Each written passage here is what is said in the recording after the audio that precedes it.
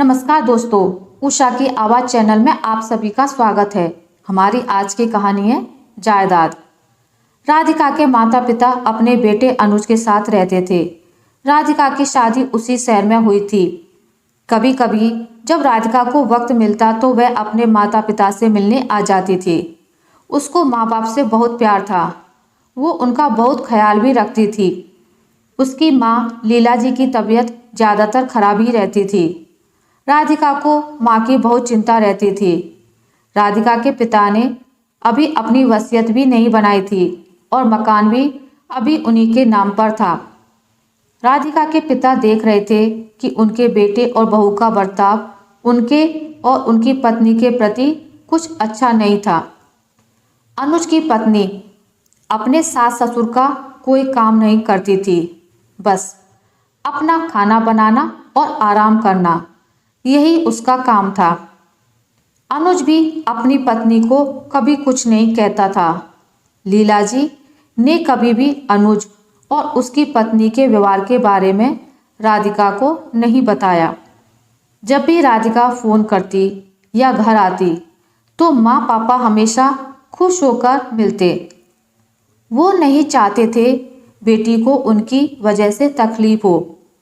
राधिका यह सोचकर बेफिक्र थी कि भाई भाभी माँ और पिताजी का भरपूर ख्याल रखते हैं, क्योंकि जब भी राधिका आती तो वह दोनों माता पिता का पूरा ध्यान रखते।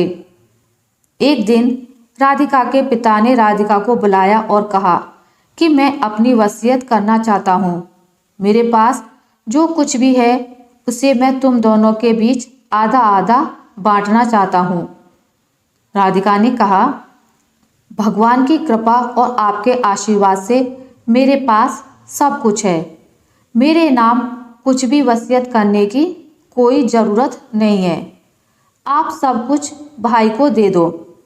भाई भाभी आपकी इतनी सेवा करते हैं, यह उनका हक है। ये मेरे विचार हैं और यही मेरा नज़रिया है।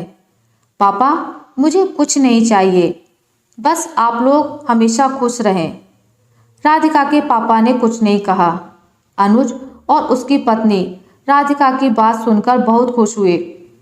अब तो पूरी जायदाद उनके हाथ में आ जाएगी। अब तो सारी जायदाद मिलने से अनुज और उसकी पत्नी ने सारी हदें पार कर दी।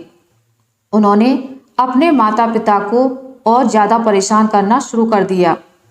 एक दिन अनुज अपने माता पिता को घर से धक्के देकर निकाल रहा था। तभी राधिका वहां पहुंच गई। उसे यह सब देखकर बहुत दुख हुआ। वो तो गलत फहमी में जी रही थी, लेकिन यहाँ का नज़ारा तो कुछ और ही है। भाई भाभी का ये रूप देखकर राधिका को बहुत दुख हुआ। जैसे ही राधिका ने अनुज को कुछ कहना चाहा तो अनुज ने राधिका को भी उल्टा सीधा बोलना शुरू कर दिया। जायदाद का नशा सिर चढ़कर बोल रहा था।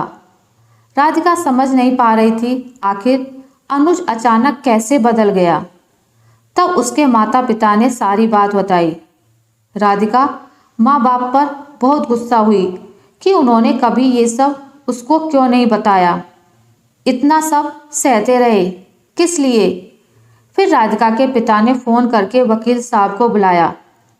वकील साहब ने बताया, राधिका के पिता ने सारी जायदाद राधिका और उसके बच्चों के नाम पहले ही लिखवा दी थी।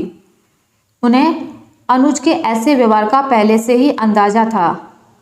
राधिका के पिताजी बोले, राधिका बेटा, तुम्हारा नज़रिया बहुत अच्छा था, मैं उसकी कद्र करता हूँ, परंतु जब बेटे को सब कुछ दे दिया जाए तो वह किसी की कद्र नहीं करता।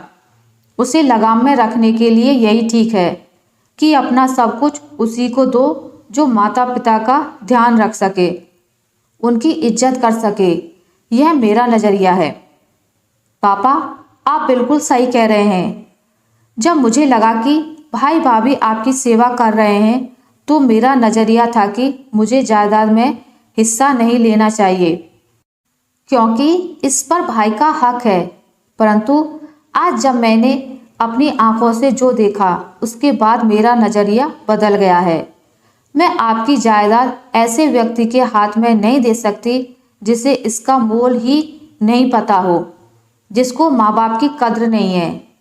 उसके बाद राधिका अपने माता पिता को अपने घर ले गई और अपने भाई भाभी को उस घर से निकालकर सारी जायदाद एक वृद्धाश्रम को दान कर दी, जहां ऐसे ही अपने बेटे द्वारा सताए बूढ़े माता पिता अपना जीवन यापन करते हैं। राधिका के पास भगवान का दिया सब कुछ था। वो चाहती थी इस जायदाद को कहीं ऐसा इस्तेमाल करो जिन लोगों को इसकी ज़रूरत हो, और उसने ज़रूरतमंद लोगों में ही उसका इस्तेमाल किया। आशा करती हूँ आपको मेरी आज की कहानी अच्छी लगी होगी। अगर आपको मेरी ये कहानी अच्छी लगी है तो इसे लाइक करें, ज़्यादा से ज़्यादा शेयर करें, और अगर आप मेरे चैनल पर नए हैं तो इसे सब्सक्राइब करना ना भूलें। मिलते हैं एक नई कहानी के साथ, तब तक के लिए नमस्कार।